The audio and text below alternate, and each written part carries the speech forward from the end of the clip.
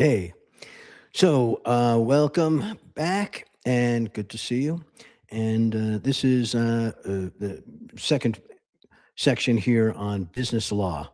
You know, it's something that, not to be a lawyer, but every entrepreneur, every founder, every manager, leader, you all have to, everyone, we have to really understand business law and as an operator. Um, so let's get to it. And here's the our slides. And so this section is the core of business law because everything in business ultimately runs through contracts, just like all the money runs through your accounting system, right? But everything, revenue, partnerships, hiring, investment, all of it. And so if you understand contracts, you understand how business really works. Absolutely key.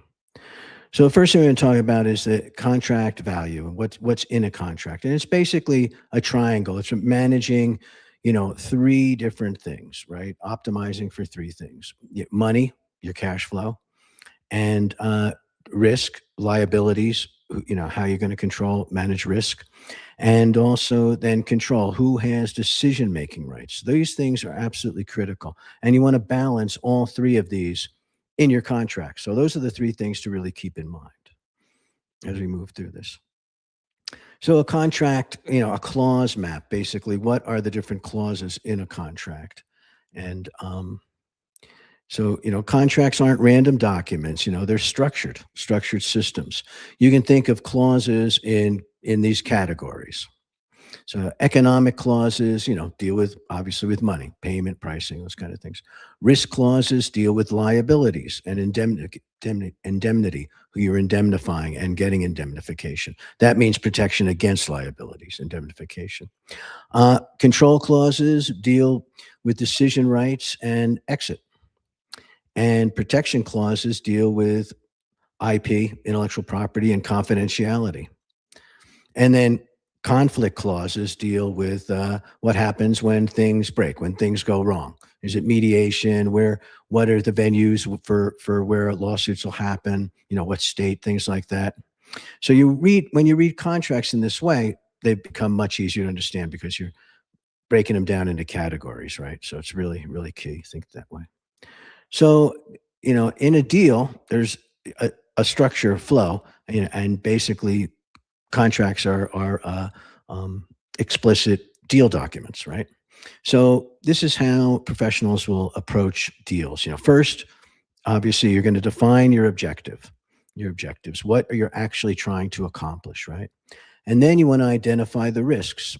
Where could this go wrong? And there's a great thing called a pre-mortem. Like a post-mortem is after action, review of what happened and what went right, what went wrong. But a pre-mortem is a mental model basically to say, okay, say this is over now. What went wrong? What could have went wrong? So you sort of get an idea ahead of time, all the things that could possibly go wrong. And those are the kind of things that you want to manage as risk and identify those in contracts and get indemnification for them. Who's going to handle them? So, and then you're going to structure the terms, that's where the contract is. You structure the term of the contract. And then from that draft contract and from those draft terms, maybe a term sheet, that's what they call a draft one at first, it's just the terms. Then you negotiate from there, right? So negotiation is a big thing. Check out my negotiation courses. I'm going to put a chapter in negotiations also in this business, this business course. And only at the end, after all of that, do you then draft up the documents and execute them. Execute them means you don't kill the documents, you sign them. That's execution. Ink in the documents, right? The problem is most people jump straight to negotiation without thinking through the structure first. What do you want to achieve? Identifying the risks, and then structuring the terms before you negotiate. So that is a great way to think about how you go through this process. So now I'm going to do a couple of just short, kind of case studies, what went wrong in different things, say a consulting contract, right? You have a consulting contract and it goes wrong. And this is extremely common, and one of the problems is you don't define scope. A consultant signs a contract with a vague scope, right? And believe me, I've done this before. Actually, I'm trying to save you from learning by these hard knocks. And then what happens? Well, the client keeps saying, "Oh, just one more thing, one more thing." So you keep doing more work because you didn't have constrained, explicit scoped out document.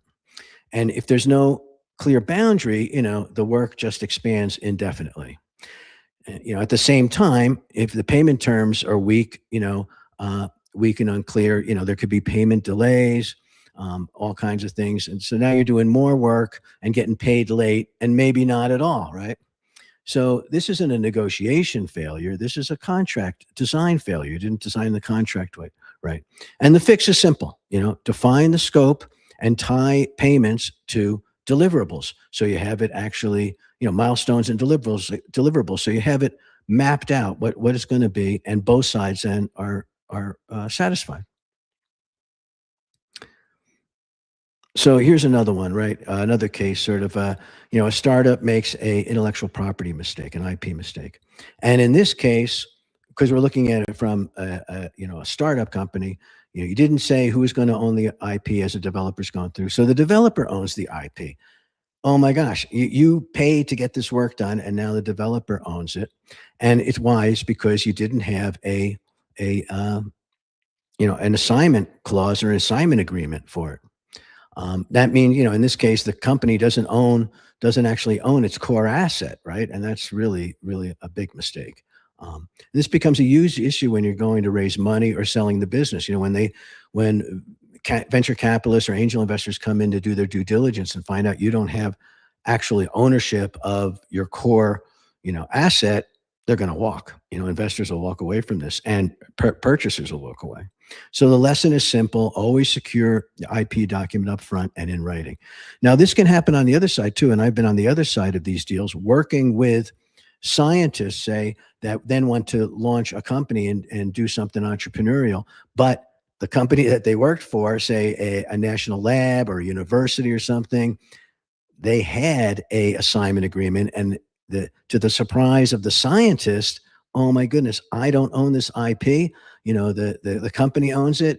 My ideas, I gave them away for my salary and stuff. And sometimes that can be a huge disappointment for a scientist or a creative person. So on the other side, the flip side of this, if you're a developer or a scientist or something, make sure that you have carve outs for your IP so that you don't get surprised later on when you have this brilliant invention and then you actually gave away the rights when you first were hired.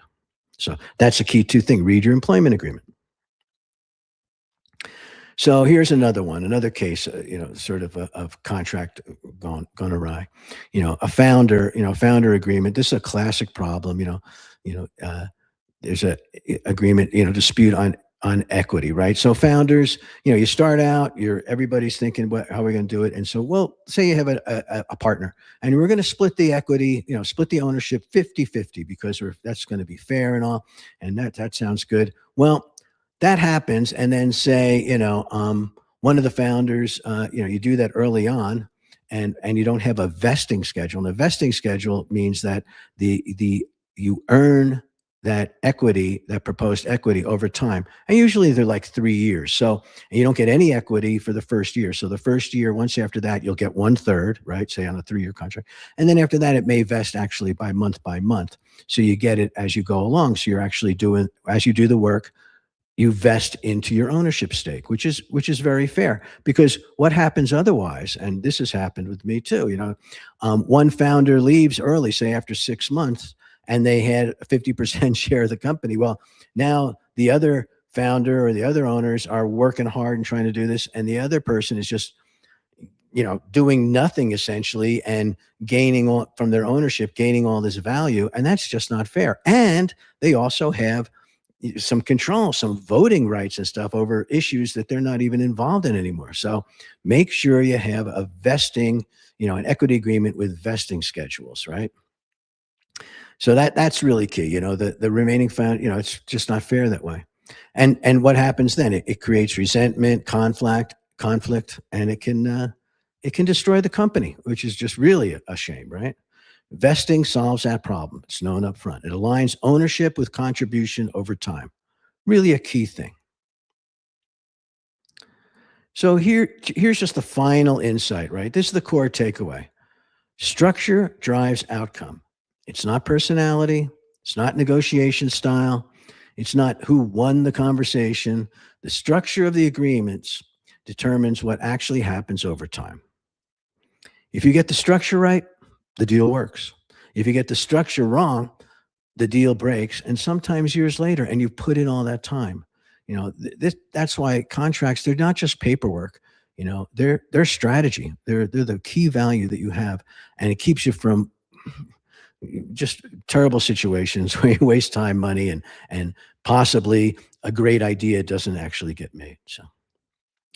So there it is. There's a short lecture on contract law. And so now you know the basics of contracts. And now when you talk to your lawyer, and when you read a contract, you can tick all the boxes. Does it address all these issues? So I'll catch you later and see you in the next video.